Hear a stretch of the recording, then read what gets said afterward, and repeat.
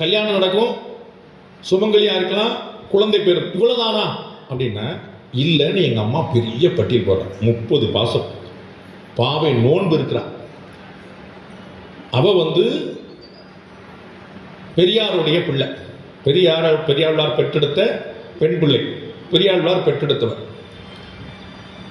வேதக்கோன் அப்படின்னு, வேதங்களுக்கெல்லாம் ராஜா அப்படின்னு பெரியாழ்வாருக்கு பேர்.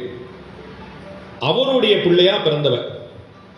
ஆனா கண்ணன் ஆயன் அப்படிங்கிறதுனால, கண்ணன் மாயன் மட்டுமல்ல, கண்ணன் ஆயன், ஒரு எதுகுல திலகன், அப்படி ஒரு யாதவன் அப்படிங்கிறதுனால தன்னை எதுகுல பெண்ணாக நினைச்சு தான் இருக்கக்கூடிய ஸ்ரீவில்லிபுத்தூரை பூரா ஆய்க்குடியாக நினைச்சு, அது ஆயர் குலமாக நினைச்சு, ஆயர் இருக்கக்கூடிய ஊராக கருதி அவ 30 நாள் போய் பெண்களை பூரா எழுப்பிட்டு வர.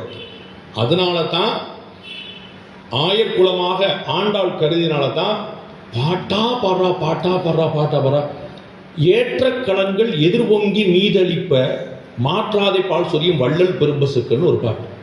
பாத்திரத்தை வச்சு பால் கறந்தா பால் பாத்திரத்திலிருந்து தெரிக்குமா.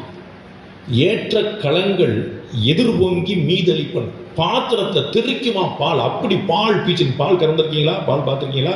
நான் பால் கறந்துருக்கேன். எங்கள் வீட்டில் ஸ்ரீவில்லிபுத்தூர் 2 கறவை மாடு உண்டு, என்னை தவிர்த்து. என்னை சேர்த்து 3 மாடு. அது பால் கறக்கிறதுக்கு இந்த 2 இந்த கட்டவரலையும் இந்த ஆள்காட்டி வரலையும் 2ஐயும் ரொம்ப நீ விடணும். சும்மாலாம் போட்டு பண்ண முடியாது. அதில் பாலையே எடுத்து நம்ம மடியை தட்டி கொடுக்கணும். அதுக்கப்புறம் அதில் எண்ணெயை கூட சந்தனம் அடிச்சுப்பாங்க. அந்த கதகதப்பு பால்லேருந்து ரத்தமும் பாலா மாதிரி அப்படியே வரக்கூடிய அந்த கதகதப்பு கண்ணுக்குட்டி போய் குடிச்சது போய் வீதின்னு அந்த பால் கறக்கிறதே ஒரு ரசமான அனுபவம். மாட்டில் பால் கறக்கிற மாதிரி அப்படின்னு சொல்லுவாங்களா, அந்த அளவுக்கு ஒரு ரசமான அனுபவம்.